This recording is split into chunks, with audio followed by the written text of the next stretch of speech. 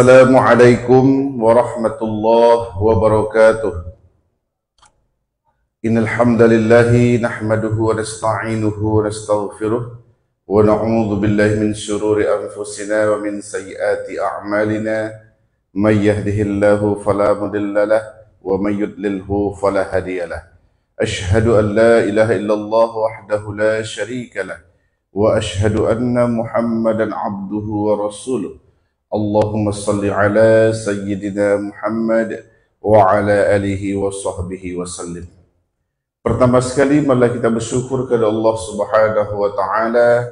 Alhamdulillah, pada siang hari yang berbahagia ini Allah masih memberi kita nikmat kesehatan. Allah juga masih memberi kita kesempatan.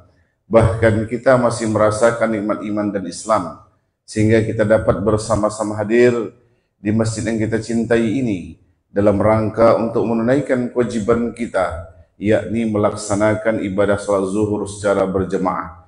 Mudah-mudahan ibadah kita pada siang hari yang berbahagia ini dibalas Allah dengan pahala yang berlipat ganda. Amin ya rabbal alamin.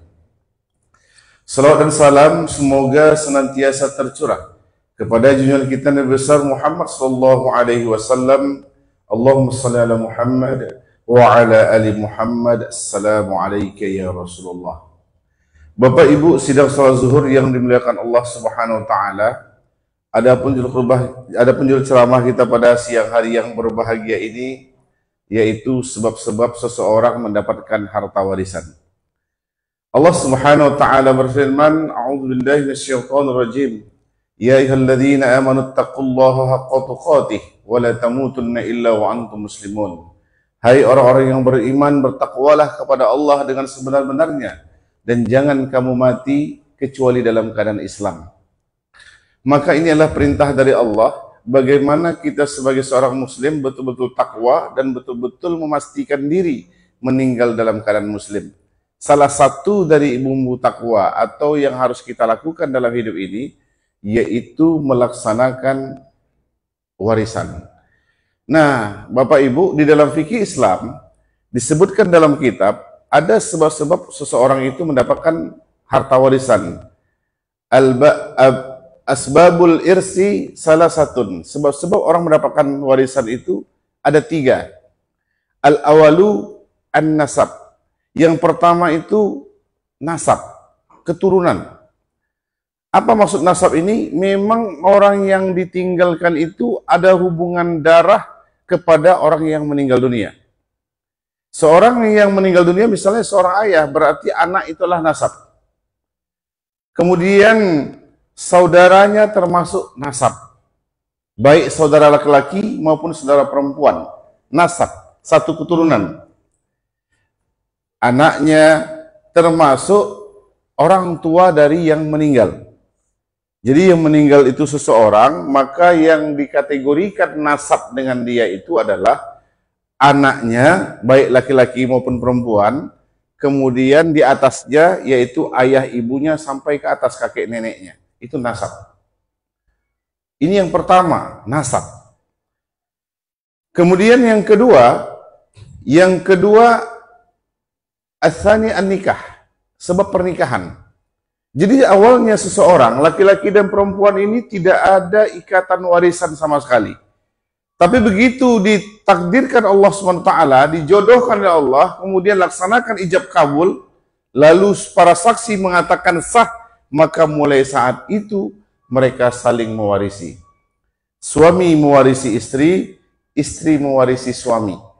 Maka harta yang ditinggalkan suami akan menjadi warisan bagi istrinya, harta yang ditinggalkan istri juga menjadi warisan bagi suaminya. Jadi sebab nikah. Nah, bagaimana kalau misalnya sudah menikah, lalu pisah, putus warisan. Putus warisan Bapak Ibu. Jadi tidak boleh, misalnya baru cerai 1 bulan, meninggal suaminya, lalu datang minta warisan. Ini tidak dibenarkan dalam Islam. Karena dia saling mewarisi itu ketika masih terkategori ada ikatan pernikahan. Nah, ikatan pernikahan ini hanya suami dan istri. Mertua tidak ikut. hanya suami dan istri. Itu yang kedua, Bapak Ibu. Yang ketiga adalah orang yang memerdekakan hamba.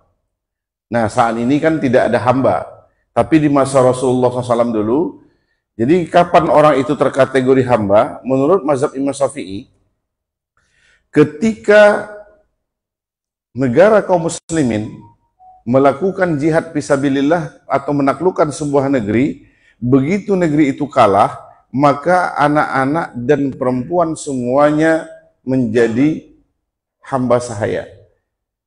Kalau laki-lakinya dilihat dulu, ketika mereka mau patuh dan mungkin dia pemimpinnya mau mengikuti aturan Islam, maka itu akan dilakukan beberapa hal. Yang pernah dilakukan Nabi, ada menjadi tawanan dan mereka menebusnya dengan mengajarkan anak muslim belajar atau ilmu. Nah, ketika mereka, misalnya ada seorang muslim, tentara kaum muslimin, mendapatkan hamba sahaya, lalu dia merdekakan, maka dia termasuk berhak mendapat warisan dari hamba sahayanya itu. Lah bagaimana hamba sahaya kok bisa ngasih warisan, sedangkan dia hamba sahaya tak punya apa-apa. Jadi di dalam Islam itu Bapak Ibu, ketika hamba sahaya itu dibebaskan, itu tuannya harus memberikan minimal 40 dirham. Nah, ketika dia membawa 40 dirham itu, lalu dia meninggal dalam perjalanan, lalu dia tak punya ahli waris, maka salah satu ahli waris yang akan diberikan orang yang memerdekakan hamba. Ini 3 Bapak Ibu, sebab orang mendapatkan warisan. Lalu ada 3 lagi yang menghalangi orang untuk mendapatkan warisan. Menghalangi. Jadi ini perlu diperhatikan Bapak Ibu kan Allah. Yang menghalangi ini yang pertama al-qatil, seorang pembunuh. Baik yang dibunuhnya itu satu nasab dengan dia ataupun dia membunuh siapapun. Karena di dalam Islam Bapak Ibu, orang yang membunuh akan terkena kisos. Seandainya dalam masa sebelum dia dilaksanakan kisos, jadi di dalam Islam itu ada orang membunuh, maka balasannya dibunuh. Namun diberi waktu beberapa hari, minimal 3 hari. Nah, dalam 3 hari itu ternyata ada orang tuanya atau yang senasab dengan dia meninggal, maka dia tidak mendapatkan harta warisan. Atau bisa jadi Bapak Ibu makan Allah, dalam 3 hari ternyata dia mendapatkan kemaafan dari orang yang dibunuhnya, ahli waris yang dibunuhnya. Maka mereka kalau kemaafan itu Pak membayar diat, denda 100 ekor onta. Nah, pada saat itu karena dia menjadi pembunuh, orang tuanya tidak berhak memberikan warisan dengan dia.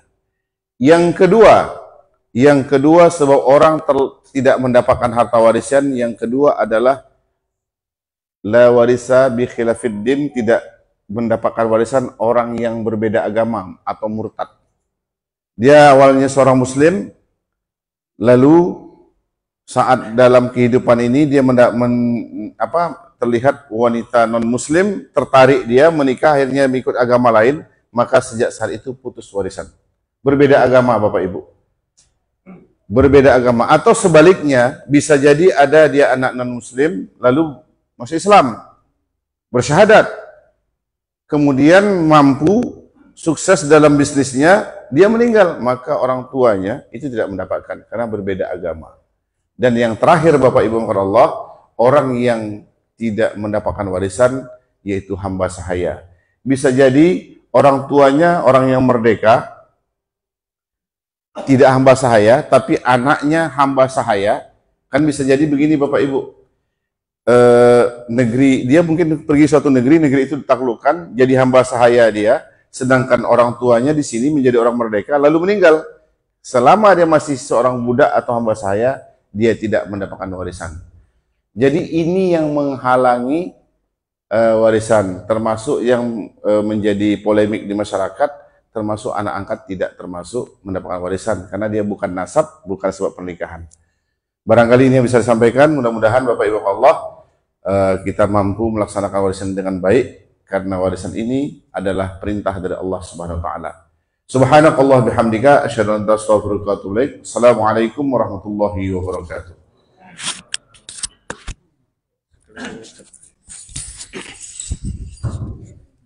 الله أكبر الله أكبر أشهد أن لا